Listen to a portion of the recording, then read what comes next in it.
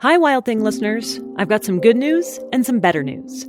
First, the good. I'm hard at work on season 3 of Wild Thing. Yeah, COVID is making it a little hard to report from the field, but I promise it will happen. In the meantime, here's the better news.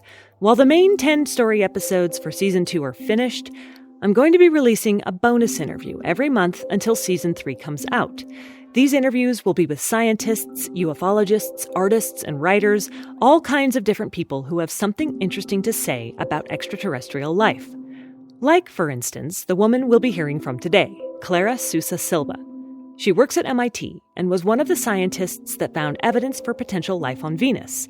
That's right, Venus. The week season 2 launched in September 2020, scientists announced that they had found traces of a gas called phosphine in the clouds of our next-door neighbor. On Earth, only microbes and laboratories make the gas, which raises the question of whether the phosphine on Venus might indicate that there's life there. There's still a lot of research and testing and retesting and retesting to be done before we'll have an answer, but it's still pretty exciting to think about. Clara Sousa-Silva was a member of one of the teams working on this finding. She's something of an expert on phosphine, and she's an astro-quantum chemist, which is a very cool job title for a job I know nothing about. There's a lot of quantum chemists who you kind of study the way that molecules behave at the tiniest scale and how they vibrate and rotate and what that does to light that comes near them. But very few of them apply that work to astronomy. And so that's what makes me a quantum astrochemist. All right. And you're the first of your kind, or one of a few of your kind? I'm trying to convince more people to say they're quantum astrochemists. I once was at a conference where some journalist said, quantum astrochemistry, is that an emerging field? And I almost spat out my drink because it is very emerging in that I You're birthing coined it. Yeah, exactly. And I was like, yeah, I'm, at the top of my field and at the bottom of my field. I am the field. I am the field, exactly. So before we get into the findings from the paper and what your work was on this and what you did, I kind of want to just help people understand what Venus is like as a planet. Can you tell me a little bit about this neighbor of ours?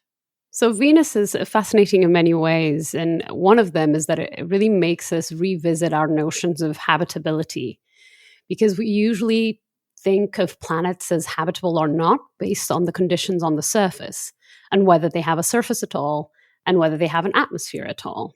And in those criteria, Venus looks pretty bad. It does have a surface, it does have an atmosphere, but it is hell down there. It's so hot, the pressure's so high, lead melts, no level of complexity, no matter how different from ours it is, could ever survive. And so I think we dismissed it slightly once we discovered quite how awful it was there. And also we dismissed it because all the probes we sent dramatically melted on the way down, and that's really discouraging for visitors.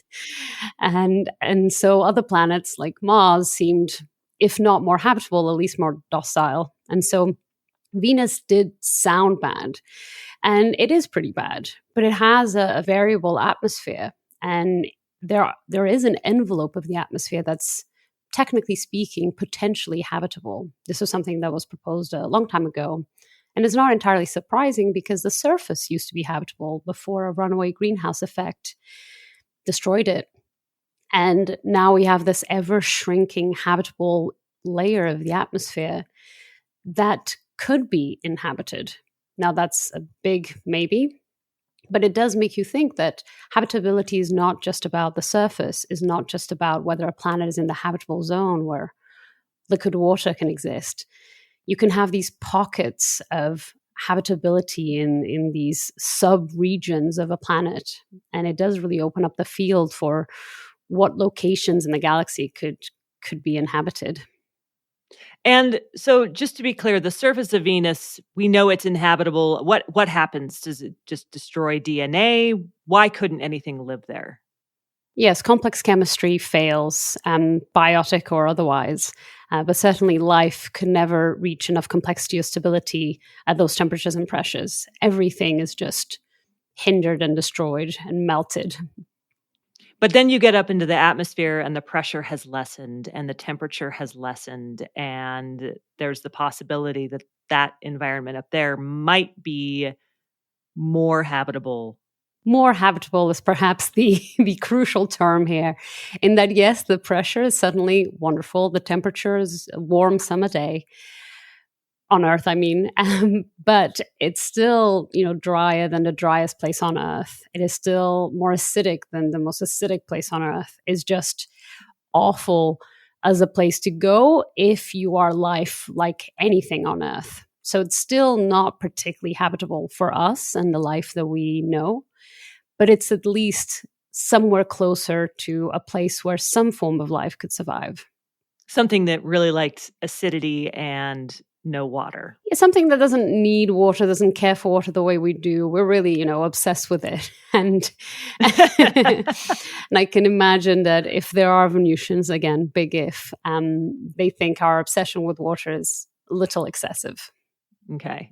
So we had done prior missions to Venus, and as you said, the probes had melted on the way down. So we were like, okay, that's not really working.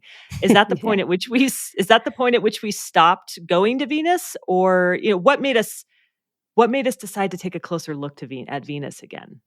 Well, not many people were looking, and certainly we haven't sent probes there for decades. But Jane Greaves, who was the lead author on the discovery paper that came out in September, she was looking at possible biomarkers all over the solar system, and including the clouds of Venus. Yes, it hadn't got a lot of attention in the last few years, but it was still known to be a potentially habitable place. We just hadn't found any signs of anything that could be traced back to life. And so phosphine was a really unusual molecule to look at all, if nothing else, because phosphine until very recently wasn't considered a biosignature even on Earth. So the idea of looking for a molecule that was barely associated with life on a planet that we knew was unlikely to be able to host life was not a particularly popular one.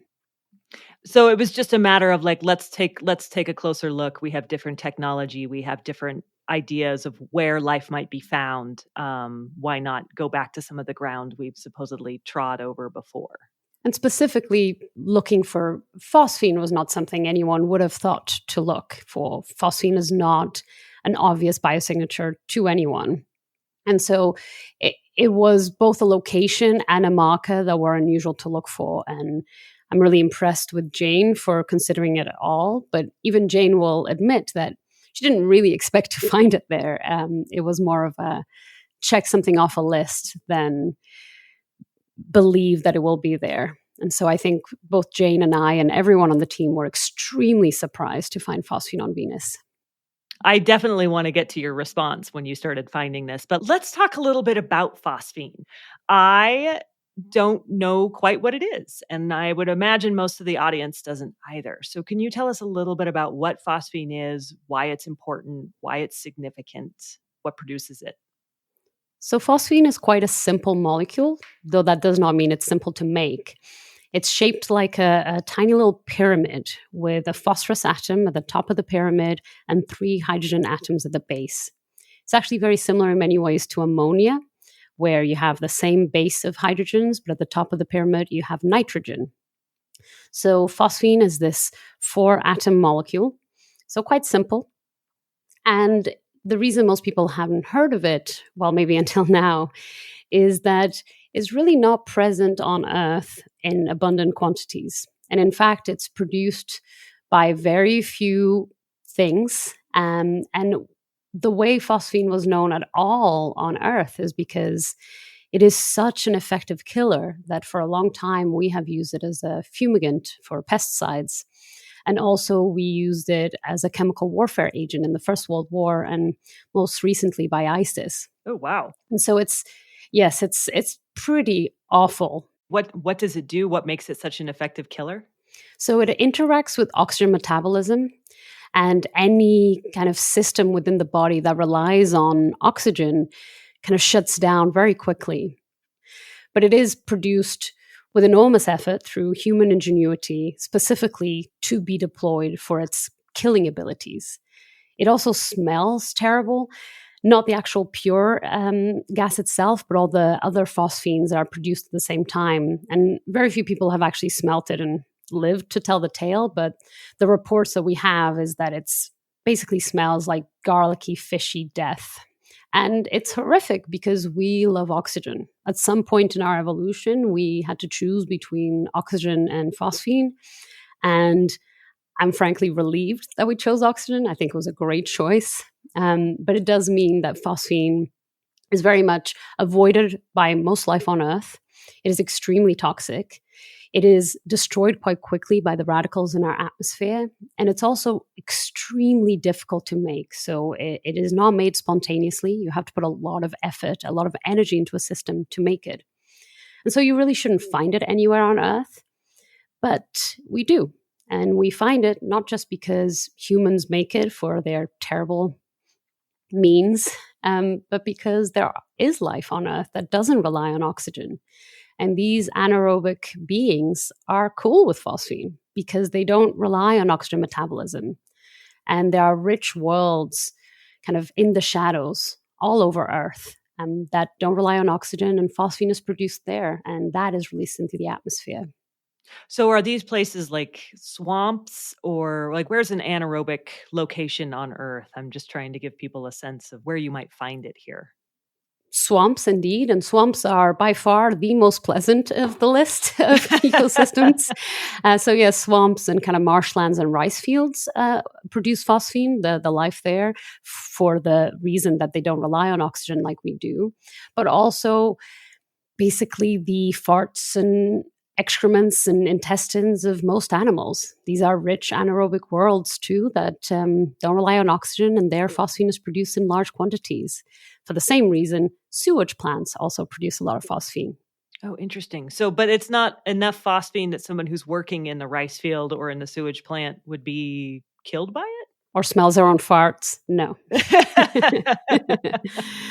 No, the phosphine is produced in small quantities and it gets destroyed quite quickly. And so we're all fine. I still wouldn't go and take a deep inhale on, a penguin poop, but it's mostly safe, yes. Okay. So if phosphine breaks down very, very quickly, in order to be able to find it somewhere, it means it has to be constantly being produced.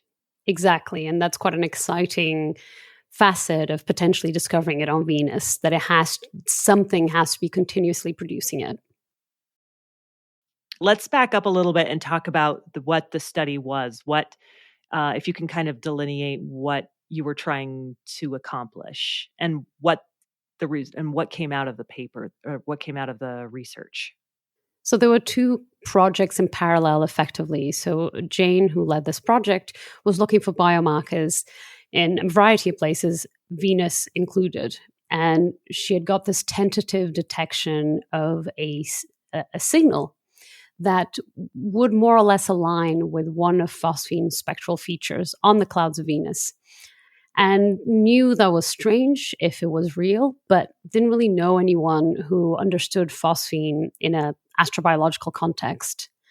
But in parallel, I and the rest of my team at MIT, we had been working on this extremely hypothetical and I thought probably useless, if I'm being honest, long project for many years now, since 2015 really, trying to hypothetically consider what would happen if we ever detected phosphine on a rocky exoplanet. I'd worked on phosphine for my entire PhD, specifically to understand how it interacted with light. But for the last 4 years or so, I have been trying to investigate, if we found it on a terrestrial planet, what would it mean? And could we do it with near future telescopes? And it was really difficult to consider every possible hypothetical terrestrial planet I could conceive of and trying to figure out if we found phosphine on those atmospheres, coming up with all the possible processes that could maybe make it. And then also collecting this huge body of evidence to show that phosphine is associated with life to some extent. And I had finally completed it and submitted it in 2018, having found a quite interesting, but not exactly controversial conclusion that phosphine was indeed associated with life on Earth, as long as it was anoxic life. It was detectable with near-future telescopes on a variety of terrestrial exoplanets, and it had no detectable false positives for life. So if we found it on a rocky planet, it could only mean life. And I submitted this paper, and it was in revision for a long time, but it was a cool conclusion. I was certainly proud of this work, but it wasn't exactly controversial because I was just talking about a hypothetical situation. Even I didn't really think it would happen before I retired for sure, but maybe in my lifetime. And it was exactly at this moment, it was, I think, 2 months after I submitted this paper, that I got an email from Jane saying, hey, I think I found phosphine on Venus. I'm pretty sure it's weird. How good a biosignature is it? And that's how our collaboration started, with trying to figure out if my now seemingly quite extraordinary conclusion that it could only mean life could possibly apply to the case of Venus. And so you can see that this was a long and multifaceted set of projects that came together into this discovery paper that then came out in September. Wow.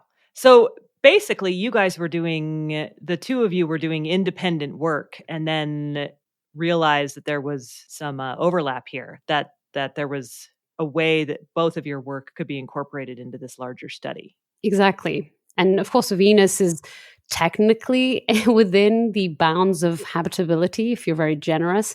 But even my most extreme theoretical exoplanets that I was considering weren't, Venus extreme. And so there was a lot of redoing that work to see if the same conclusions were maintained in somewhere like Venus. And I should point out, the majority of this work, and certainly the leader of this side of the work, was William Baines, who's a wonderful scientist and who are configuring out these false positive scenarios, both for my paper and for Jane's. Okay. So just to clear things up for people who might not be as familiar with some of the terminology, you're talking about spectral signatures of phosphine. And I'm assuming that this is is this along the lines of spectroscopy, where you're looking for phosphine in the You're doing great. I'm not a scientist. I'm sorry. You can do this. But basically, there's a wavelength that phosphine is putting out, and that's getting absorbed by the atmosphere. That's great. You could have said that without the question mark at the end. You did great. If we had video, you could see me nodding encouragingly on my side. Yes, that's about correct. Each molecule has a kind of a spectral fingerprint of its own that tells you how it's interacting with light. And I spent my entire PhD actually calculating the exact spectral fingerprint for phosphine. And so these wavelengths that phosphine can absorb of light, I calculated 16.8 billion of them. And one of those is what we found on Venus. So that's what Jane was looking for. And you knew all the ins and outs of phosphine because you're the queen of phosphine. Yes, that's a decent summary. So she was like, oh, I need Clara's brain on this because she really understands phosphine and will help me understand if this, in fact, is what I'm seeing, and if, in fact, there might be phosphine in this atmosphere and what that would mean, which would mean potentially life. I don't think my role is quite that special, but yes, I had kind of gathered a bit of a reputation for knowing everything about phosphine because that was my PhD and that's what I talked about at conferences a lot. And I think Jane had gone most of the way to figuring out certainly that it was very strange to find it on Venus. And I had already established a team. So even on my side, it wasn't just me, of course. And when I was at MIT, between Janusz Petkowski and William Baines, who did a lot of the biochemistry, we had already done that work. And so it was ready-made for Jane to integrate into her own work. Got it. Okay. So Jane found evidence of phosphine in the atmosphere of Venus. And what was the response to that? My response to that when I heard it? Yeah. Well, it was mixed feelings because the scientist in me was, of course, very skeptical. This seemed highly improbable, highly implausible.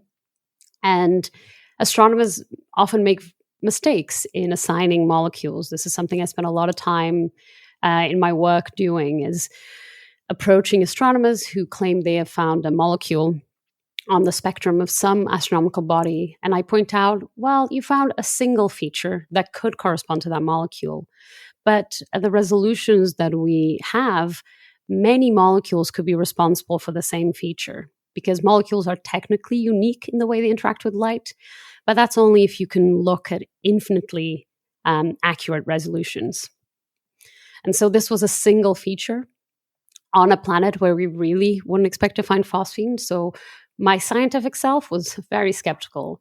My my personal self, who has been dedicating herself to a molecule no one cared about for a decade, I was very excited, of course. And also, I had just submitted this paper hypothetically claiming if you found phosphine on a terrestrial planet, you would have found life. And I never dreamt that I actually would, never mind 2 months after submission. So I was kind of trying to rein my own excitement in, but I was very excited. I'm not going to lie. Yeah, I'm sure. So how do we figure out what's producing the phosphine on Venus? Do we have any way of doing that? So it's very difficult because it basically involves this almost never-ending process of proving a negative. So thinking of any way you could make phosphine anywhere and then seeing if that would apply to the environment on Venus. But as we go through the list of known processes that can make phosphine, we do feel like we eventually run out of options. So right now we have tried dozens of processes. We have considered every known way of making phosphine, and we have excluded those on Venus. They are insufficient to explain the presence of phosphine, at least in the abundances that are estimated by the observations. And at that point, of course, you could say, well, you've run out of non-biological options, so it must be life, because life could explain the presence of phosphine on Venus. But it's also quite possible that we just missed something, that there's some unknown production mechanism for phosphine, some strange exotic chemistry that can also produce phosphine. So at what point do you decide that strange exotic biochemistry is now just as likely or more likely than this unknown exotic chemistry that you can't figure out yet? Yeah, I mean, there's no way to really figure that out without getting a sample, right? Well, most of my work is looking at exoplanets where we would never be able to get a sample. And so my focus is, how do you unambiguously show that life is present when you can't just go there and check? And there are many ways to do this.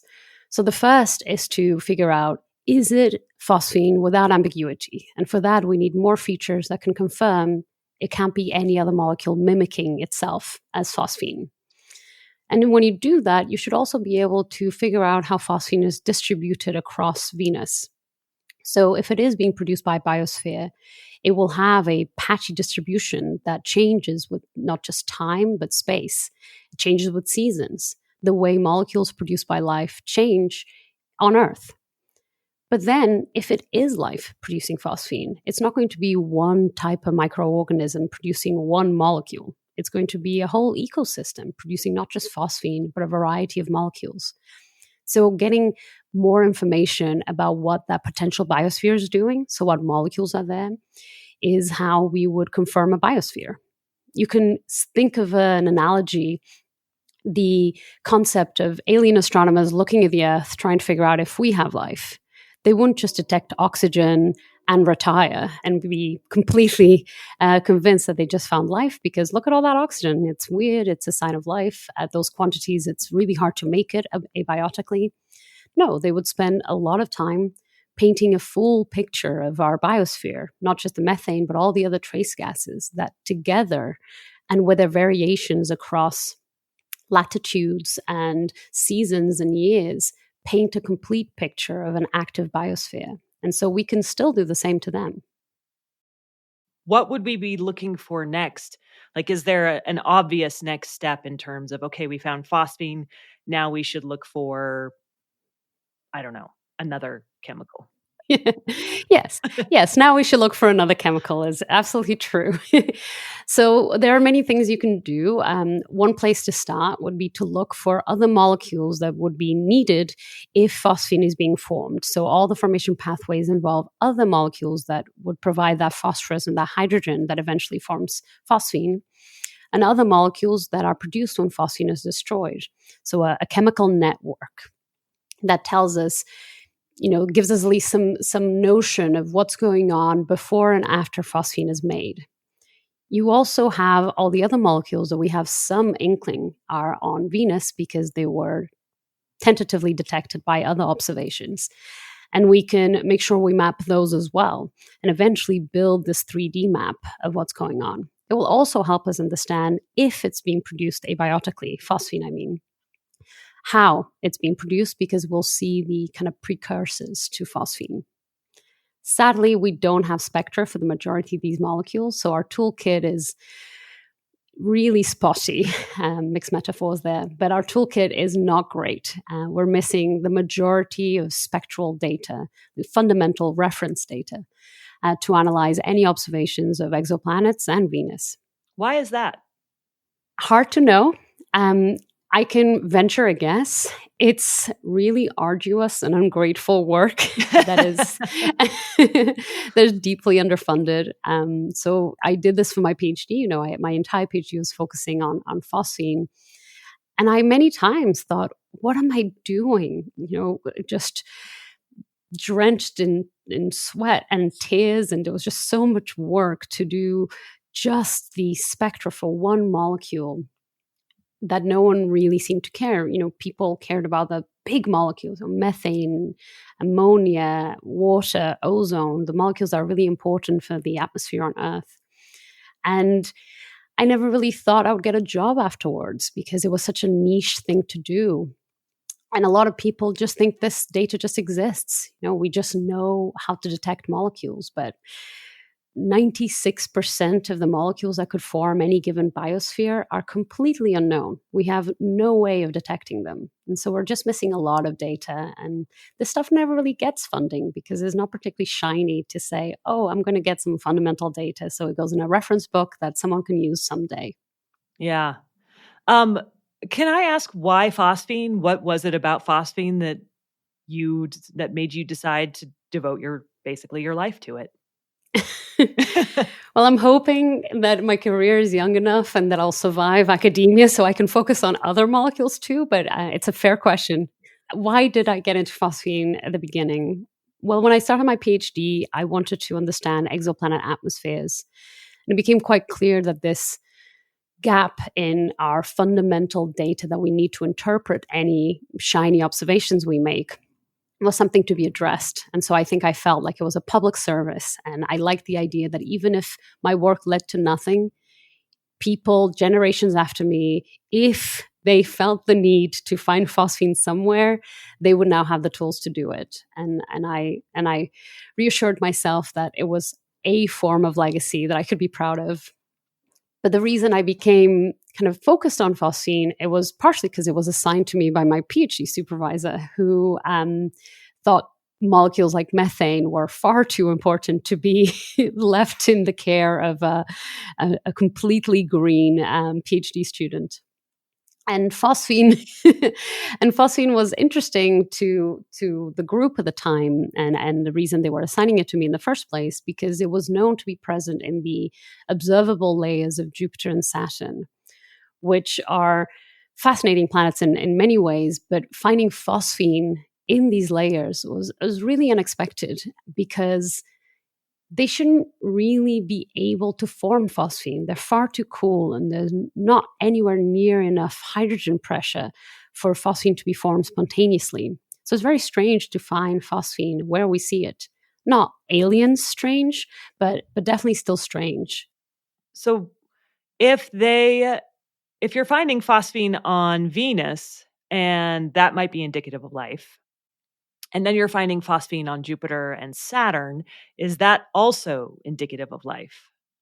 So no, because Jupiter and Saturn have access to these extreme environments where phosphine can be made spontaneously.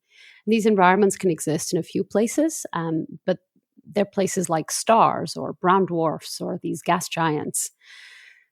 Terrestrial planets have access to no such places. And so there's nowhere where phosphine can be spontaneously made. It has to be made through effort, like on Earth. And on Earth, phosphine is still made, just not accidentally. It's made through human ingenuity, or in the case of anoxic life, by putting a lot of energy, a lot of sacrifice into making phosphine. And sacrifice is something life is willing to make, but the universe doesn't like to waste energy. And so there's no way of making phosphine accidentally on terrestrial planets like Earth or Venus, at least that we know. So on Jupiter and Saturn, it's because they are gas giants, and it has to do with both the heat and the pressure that's happening closer to this. Is there a surface on a gas giant? No, no, not in the way we can consider it a surface. Yes, enough pressure and enough heat, but some more astute listeners may point out that heat and pressure is something that Venus has in large abundances. And there, the important distinction is it's not just any pressure that makes phosphine a viable molecule to be made. It's a specific form of pressure, and that is hydrogen pressure. So you need a lot of hydrogens, basically with nothing better to do, that are pressured into bonding with phosphorus. But most hydrogens do have better things to do. They like making water by bonding with oxygen. They like making methane by bonding with carbon. And there aren't enough hydrogens free to bond with phosphorus in an environment like Jupiter. So there's a lot of pressure, but not a lot of hydrogen pressure. But stars and gas giants have a lot of hydrogen. So making hydrogen pressure is something that's very easy to them. So what happens next? Are there plans for missions to Venus to gather more information? And what are your thoughts about that possibility? Yes, I don't work on missions very closely, but I do work a lot on interpreting the data we get from missions. And often these extremely expensive missions, which are wonderful feats of engineering and involve extremely dedicated and talented teams of people, have limited insights from their data because our fundamental spectra and our fundamental information about what we're looking at is flawed. We know so little of which molecules are present in the places we're looking at. We know so little about how molecules interact with one another in foreign environments. So we get this extremely impressive data, but from which our insights are necessarily limited.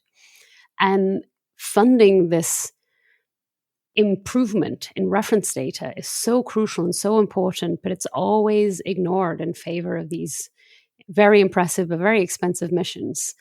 And so, of course, I'm not immune to the charms of a shiny machine going next door and collecting a sample of potential life.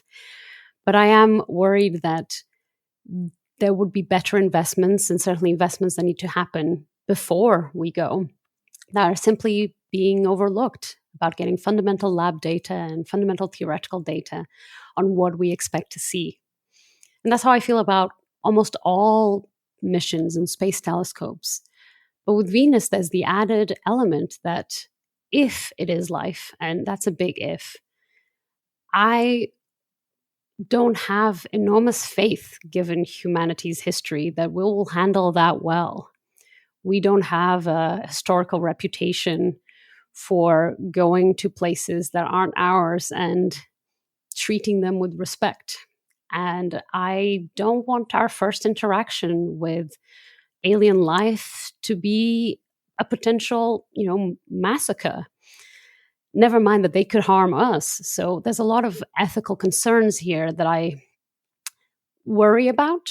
And I feel that if it is life, then instead of being more excited about going there, I'm less excited about going there. I think we should be more cautious about venturing there if there's any chance there's life. Yeah, I'm kind of torn. I agree with you, and yet there's something also very exciting about going and seeing. I think that's probably a very human response to new discovery, is wanting to see it with your own eyes. But I also agree that we have not necessarily been either very kind or very careful when it comes to new species, new civilizations, new anything. So I understand that caution as well. And there can just be a case to be made for exhausting all the information we can obtain about Venus and any potential Venusians from Earth. There are a lot of observations that can be done with ground-based telescopes, and there are a lot of observations that can be done with orbiters, and there are a lot of experiments that can be done in the lab to simulate the clouds that can help us interpret all of these observations. And there's also a case to be made that we could use Venus as a lab if we do this.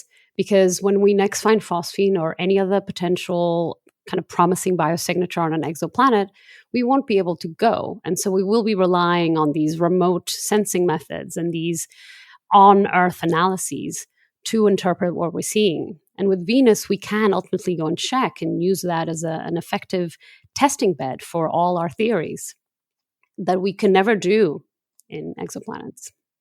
And I think we should prioritize exhausting these much cheaper and less ethically compromised steps before we go there and just aggressively scoop them up and look at what we're interacting with. That was Clara Sousa-Silva. She was one of many scientists involved in finding evidence of potential life in Venus's atmosphere. Their findings were published on September 14th, 2020 in the journal Nature Astronomy. You can find out more about Clara's work on her website, clarasousasilva.com, and you can follow her on Twitter, @DrPhosphine. You can follow us, too, @WildThingPod. And if you want to be kept in the loop about what's happening with Wild Thing, you can sign up for our mailing list. Go to wildthingpodcast.com.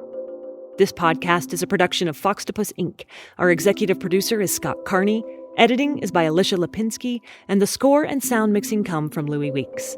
I'm your host and creator, Laura Krantz.